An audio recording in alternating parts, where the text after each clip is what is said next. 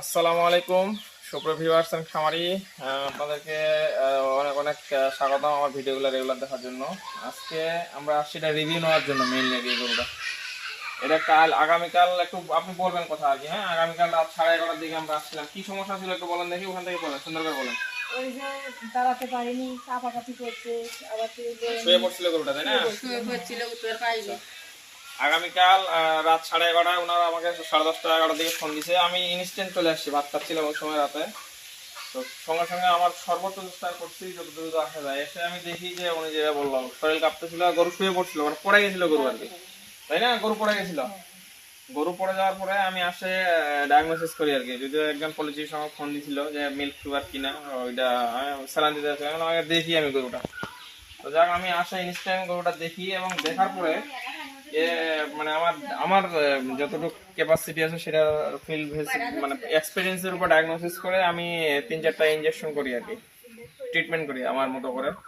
তো ট্রিটমেন্ট করার পরে কালকে রাতে 11টা সাড়ে 11টা 15-12টার দিকে ট্রিটমেন্টটা করে গেছে আর দাঁড়িয়েছে কখন গরুটা? সকাল 6:30টায়। মানে আজকে সকাল 6:30 দাঁড়িয়েছে আর কি, তাই না? আপনারা টেনশনে ছিলেন, কালকে অনেক টেনশনে ছিলেন। বিশাল গরু, অনেক বড় গরু। এটা কত দিয়ে নিজের গরু না কিনছেন? কত দিয়ে কিনছিলেন গরুটা? 2.5 লক্ষ টাকা দিয়ে কিনছিল। 2.5 লক্ষ টাকার গরু, মনে করেন যে সঙ্গে সঙ্গে আমরা রাতে ট্রিটমেন্ট দিয়ে গেছি, সকাল 6:30টায় দাঁড়াইছে, তাই না? আচ্ছা, আপনার কথা আমরা একটু শুনবো। আপনার মতো অনেকেই আছে যারা আমারই কিন্তু আসেন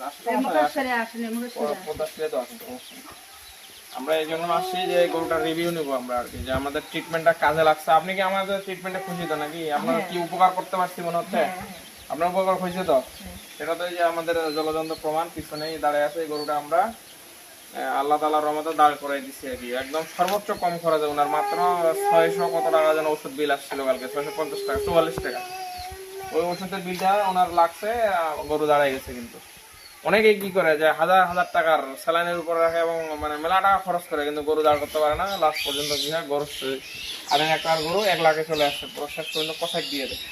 তো সেই ক্ষেত্রে আমরা চেষ্টা করছি যতটুকু পারা যায় আল্লাহ তাআলার রহমতে একদম গরু সুস্থ সবল স্বাভাবিকভাবে দাঁড় করে দিছি। এখন আমরা আজকে উনি সকাল 6:30টায় আমাকে ফোন দিছে।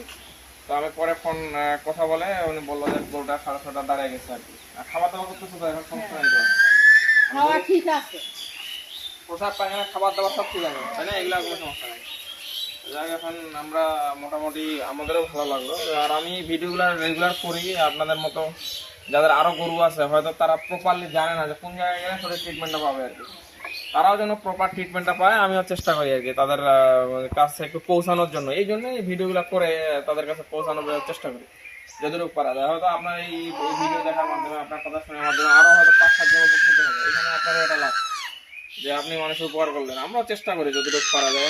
এই সব থেকে বেশি ভালো লাগার বিষয় হলো যে গরুটা ভালো হয়ে গেছে আর কি, এই জিনিসটা খুব ভালো লাগলো। তো যাক, আপনাদেরকে অসংখ্য ধন্যবাদ যারা আমার ভিডিওগুলো রেগুলার দেখেন। আর পাশাপাশি রেগুলার আরো অনেক ভিডিও নিয়ে আসবো বিভিন্ন ক্যাটাগরির।